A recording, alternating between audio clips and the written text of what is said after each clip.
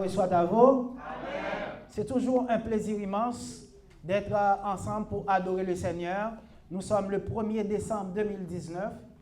Nous abordons le dernier mois de l'année et déjà nous sommes reconnaissants d'avoir pu passer 11 mois en bien et que Yahweh nous a protégés et gardés jusqu'à présent. Aujourd'hui, nous abordons le texte de Acte 9, paragraphe 1er. Cependant, Saul, respirant encore la menace et le meurtre contre les disciples du Seigneur, se rendit chez le souverain sacrificateur et lui demanda des lettres pour les synagogues de Damas, afin que, s'il trouvait des partisans de la nouvelle doctrine, hommes ou femmes, il les amenât liés à Jérusalem. Chers frères et sœurs, que grâce et paix de Yahweh soient à vous. Amen. Nous vous rappelons qu'Élohim est le savant des savants, le savant par excellence. Par conséquent, pour aborder sa parole, bien, on doit utiliser la double compétence que tout prédicateur digne de ce nom doit posséder, à savoir la compétence intellectuelle et la dimension spirituelle, l'illumination, pour bien expliquer la parole. La traduction nous dit en Acte 9, 1er, cependant, Saul, respirant encore la menace et le meurtre contre les disciples du Seigneur. La première question que je me suis posée en lisant cette traduction, comment quelqu'un peut-il respirer la menace? Comment quelqu'un peut-il respirer le meurtre? Il est possible de respirer une atmosphère. Par exemple, au sens dénotatif, respirer, c'est le fait d'aspirer l'air dans les poumons. Autrement dit, c'est inspirer, faire entrer l'air dans les poumons, expirer, faire sortir l'air, expulser l'air des poumons. Donc, selon le contexte, ici, il est obligatoire de nous référer au sens connotatif du verbe, qu'on traduit par respirer en français, pour une meilleure explication, pour une explication qui soit conforme à la volonté du Seigneur. Voyons ce qui est écrit dans le texte original. Rode solos, eti emneon, apeiles kai phonou, eistu matetas, tu kyrio. Nous voyons dans les textes grecs la présence de la préposition eis, signifiant dans. Mais le traducteur l'a remplacé par contre, l'a traduit par contre. Alors que eis, nous savons que c'est une préposition qui signifie dans, avec présence de mouvement, contrairement à en, qui est aussi une autre préposition qui signifie aussi dans. Maintenant, nous voyons ho, article défini, masculin singulier, placé devant solos, nom propre de personne, pour indiquer qu'il s'agit ici d'un homme. L'article ne se traduit pas, on ne dit pas le Saul, on dit Saul, ou bien Saül, dépendamment de comment vous voulez le prononcer. On a des or, conjonction ici marquant une transition entre l'histoire qu'on vient de raconter au passage 8, acte 8, et l'histoire qu'on va raconter en acte 9. L'histoire qu'on s'apprête à raconter, à savoir l'histoire de Saul de Tarse. On a eti, signifiant encore, adverbe de temps. Donc, Luc, sous l'inspiration du Saint-Esprit, nous apprend par l'emploi de cet adverbe que Saul savait persécuter les disciples bien avant l'épisode qu'on est en train de nous raconter. Donc, il continue en disant, ici on parle du locuteur, à savoir Luc, celui qui raconte cette histoire, parce que c'est Luc qui a écrit le livre des Actes des Apôtres. Il a employé emneon, participe présent du verbe emneo, signifiant dénotativement respirer.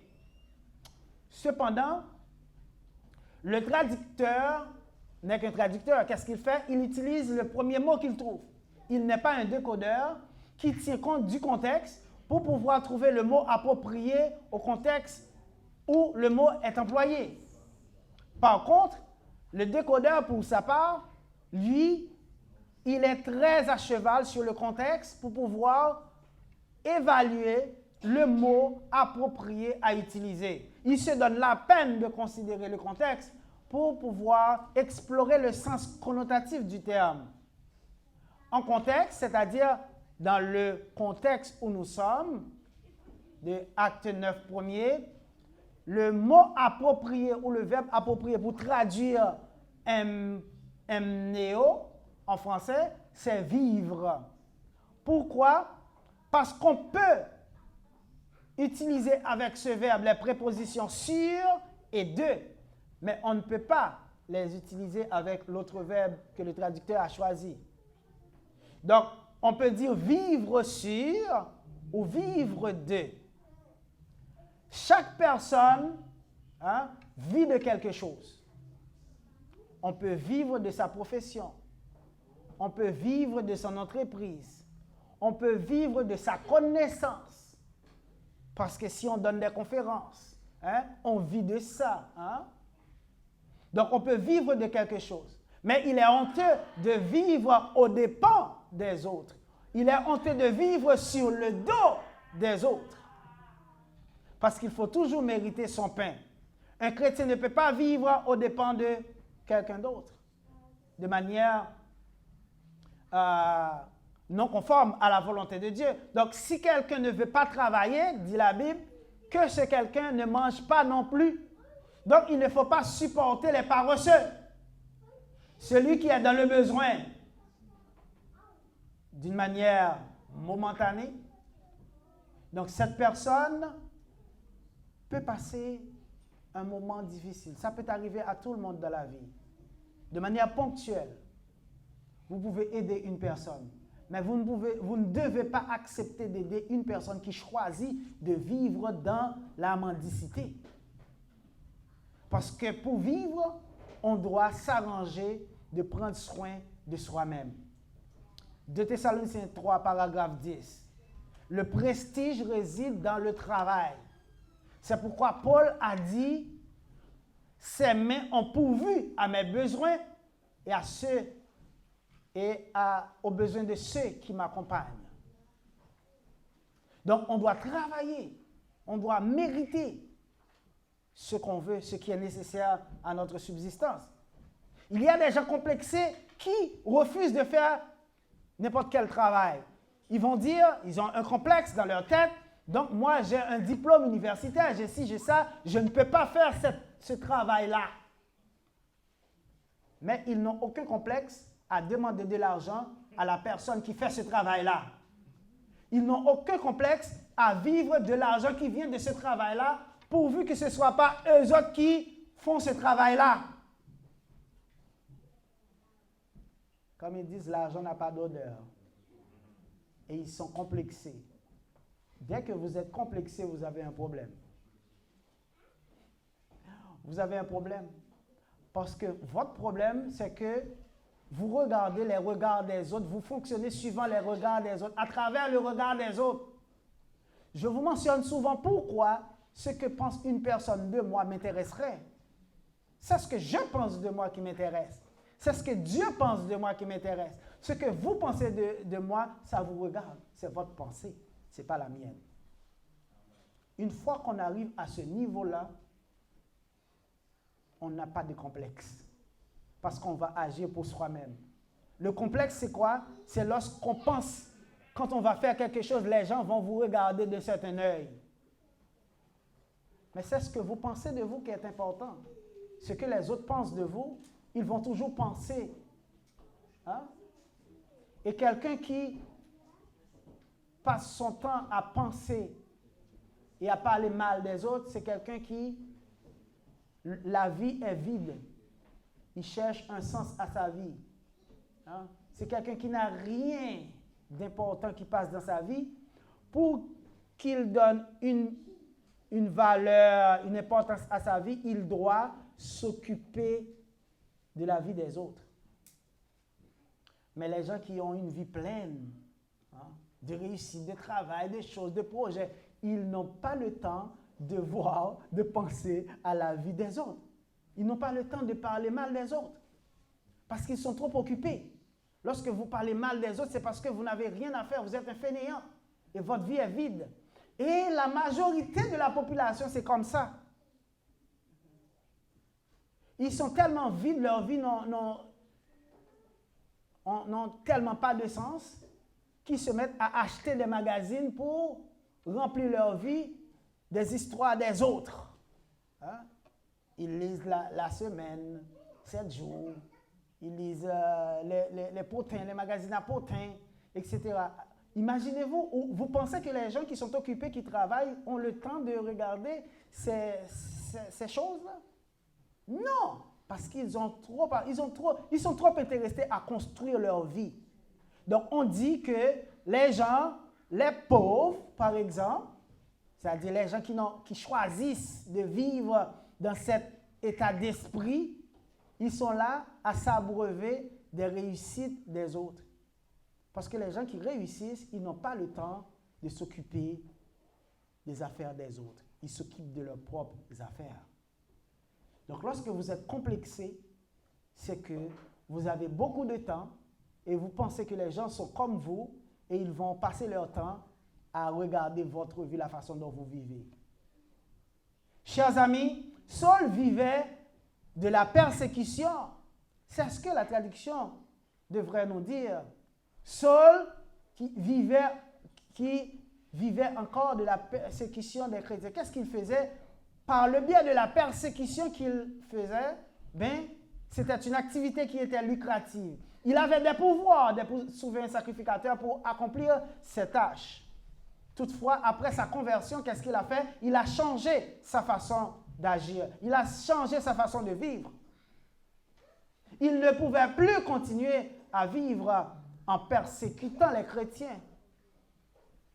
Mais il a changé sa façon. Et cela lui a amené les foudres du Sanhédrin, des souverains sacrificateurs. Imaginez quelqu'un à qui vous donnez des lettres pour aller écraser vos ennemis, et voilà que ce quelqu'un fait corps avec vos ennemis, parce qu'il considérait les chrétiens comme des ennemis. Chers amis, un chrétien qui vivait d'une manière malhonnête avant de rencontrer avec Christ l'Évangile, eh bien, ce chrétien doit changer sa façon de vivre une fois qu'il a embrassé la foi. C'est important. Parce que si on vivait de vol, de fraude, de la prostitution, de la vente de stupéfiants, eh bien, si on choisit de suivre Dieu, on doit aussi choisir de changer sa façon malhonnête de vivre. Parce que vous devez non seulement embrasser la foi, mais vous devez aussi pratiquer les œuvres de la foi dans votre vie.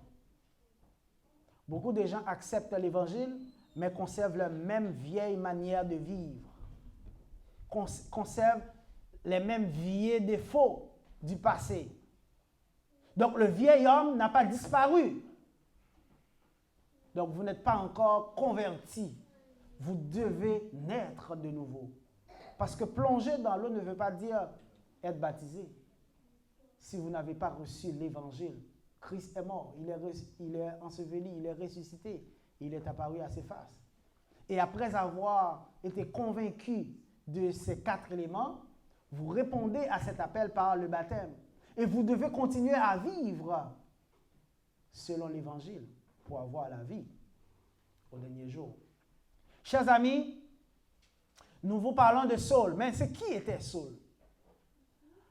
Saul, le nom même vient de l'hébreu Shaul. C'est ici le participe passif du verbe Shael en hébreu qui signifie demander. Donc, il y a le premier roi d'Israël qui portait aussi ce nom. On l'appelait Shaul. Et certaines traductions mettent Saül mais pour le personnage en contexte, mais Saul. Mais c'est le même mot, c'est le même nom en hébreu. Donc, si vous l'avez Shaul, si vous le traduisez par Saül dans l'Ancien, bien dans le Nouveau, vous devez dire aussi Saül. Ou bien vous dites Saul, Saul, ou Saül, Saül, parce que c'est le même nom. C'est le même mot. Donc, dans dans le nom de Shaoul, il faut comprendre que ce nom indique la nature de ce personnage-là. C'était quelqu'un qui était très en demande. De par sa grande connaissance dans la loi et les coutumes des anciens, il était très en demande.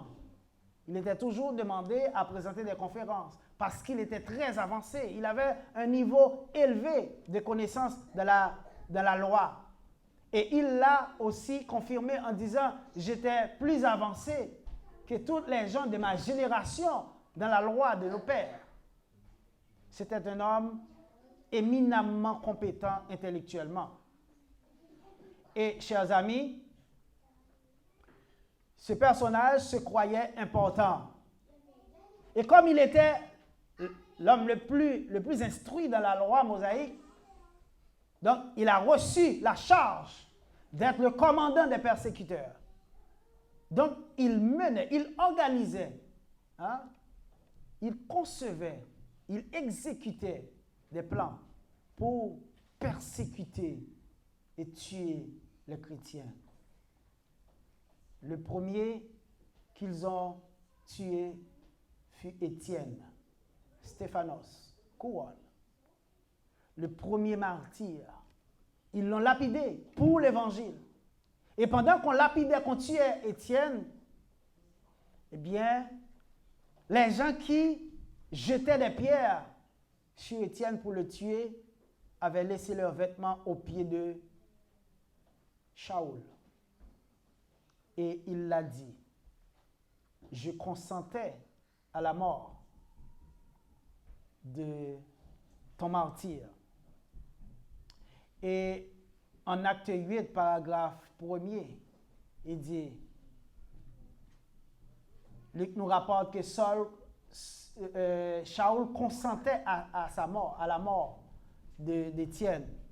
Et en acte 22, paragraphe 20, il l'a admis. Il a admis sa complicité dans la mort d'Étienne, disant, lorsqu'on répandait le sang d'Étienne, ton martyr, j'étais moi-même présent, joignant mon approbation à celle des autres et gardant les vêtements de ceux qui le faisaient mourir. Donc Saul était le chef, un chef de gang. Le gang qui persécutait les chrétiens. C'est la même chose. Un escadron de la mort. Et il avait des pouvoirs. Il ne se présentait pas seulement dans l'assemblée où les gens se réunissaient. Il se présentait, il connaissait leur identité, leur adresse, leur maison. Il se présentait même dans les maisons. Il arrachait hommes et femmes, les mettait en prison. Il avait beaucoup de pouvoir. Et dès que le nom de Shaoul était prononcé, tous les chrétiens avaient peur. Parce que c'était un homme redoutable. Il n'avait aucune pitié. Il a choisi de tuer tous ceux qui refusaient de se soumettre à la loi, au judaïsme.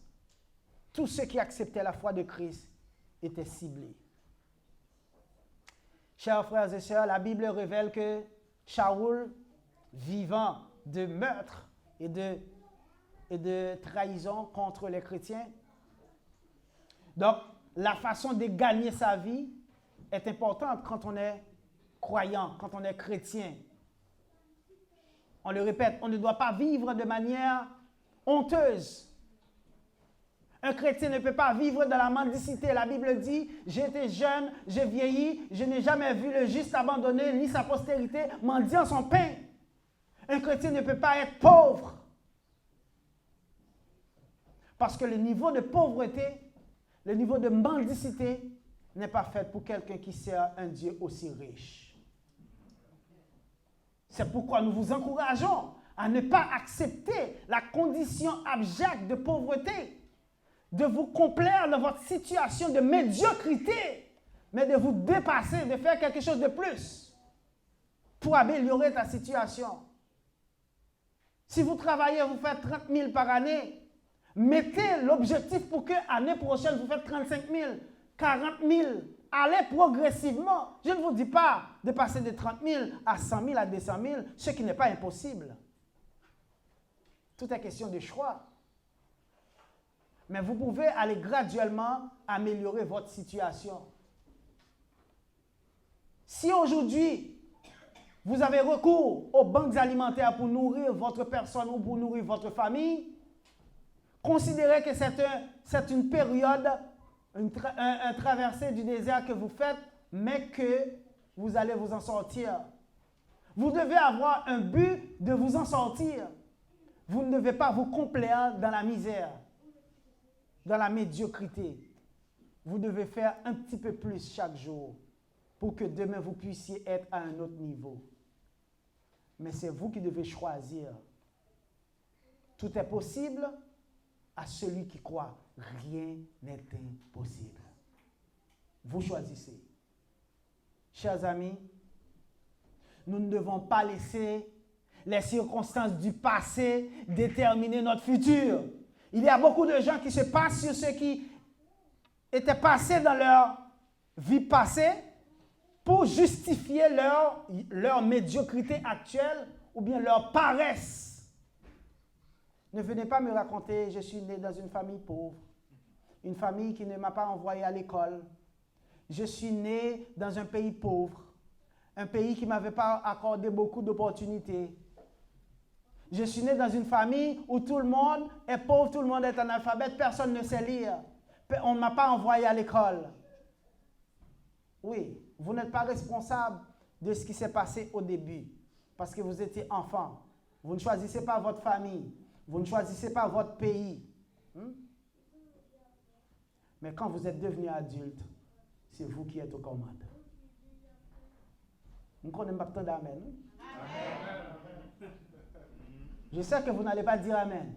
Quand vous êtes devenu adulte, c'est vous qui êtes aux commandes, alors vous commandez votre bateau comme vous voulez.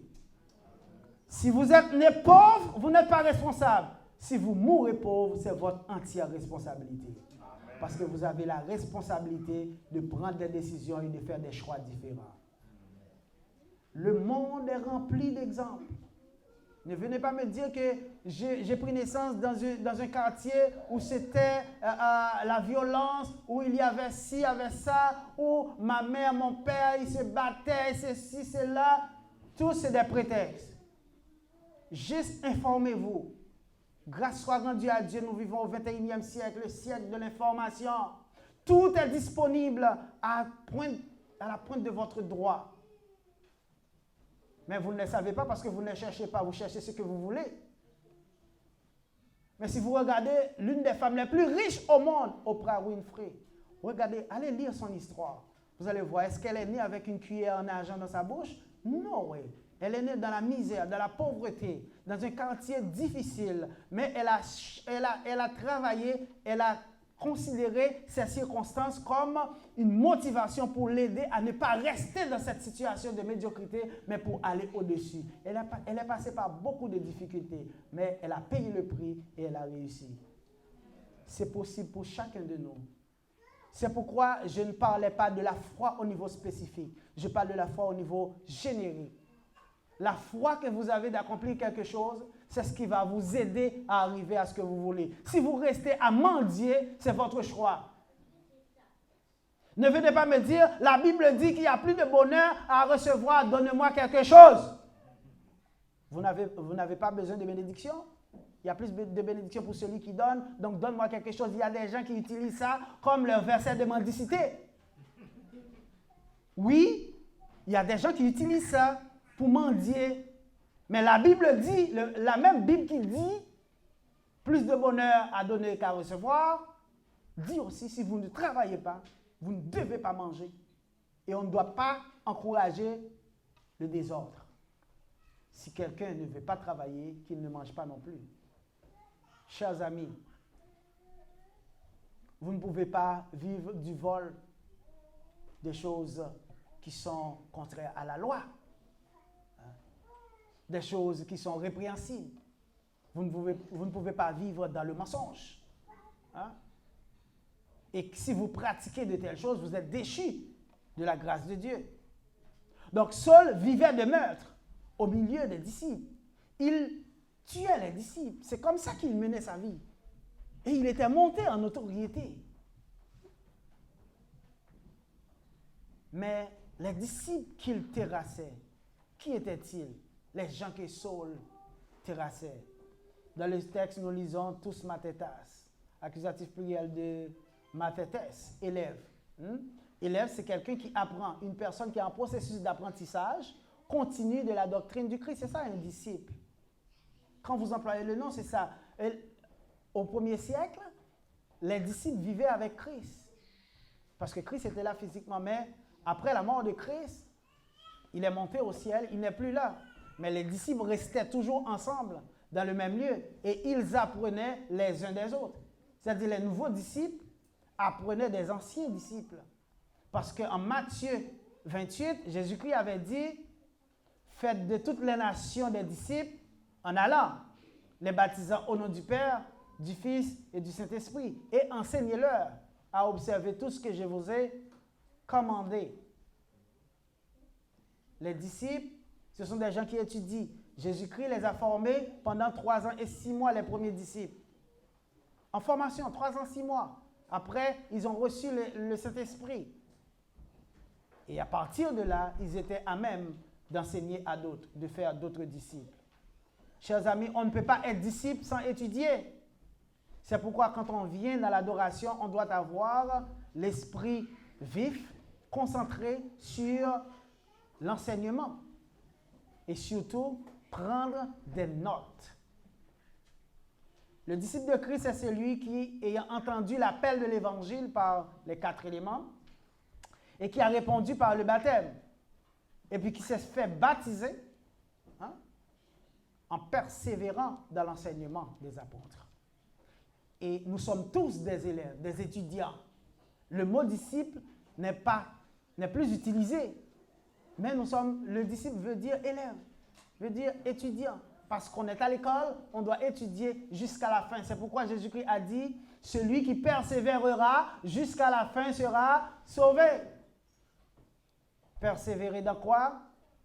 Acte 2, 42. Il persévérait dans l'enseignement donné par les apôtres. Donc, vous devez étudier. C'est de cette manière que vous allez augmenter votre connaissance. Et lorsque votre connaissance augmente, votre être se développe. C'est le développement personnel et vous allez devenir beaucoup plus que ce que vous êtes maintenant. Et c'est à partir de ce moment que vous pourrez aussi avoir plus dans votre vie. Parce que tout autant que vous n'ouvrez pas vos horizons, tout autant que vous n'ouvrez pas votre esprit à la connaissance, vous ne pourrez jamais avoir plus dans votre vie. Beaucoup de gens veulent plus d'argent, mais ils ne veulent pas se développer, ils ne veulent pas étudier. Vous ne pourrez jamais avoir plus. Parce que si vous ne développez pas l'être, l'avoir ne suivra pas. L'avoir et l'être. Vous vous rappelez, on vous l'a déjà dit. L'avoir et l'être. Mais on met toute l'attention sur l'avoir, on laisse l'être de côté. Mais si vous ne vous développez pas, si vous ne devenez pas une personne plus intelligente, plus instruite, vous ne pourrez pas avoir plus de richesse dans votre vie. Et sur tous les points, que ce soit spirituel ou matériel. Que grâce et paix de Yahweh soient à vous. Amen.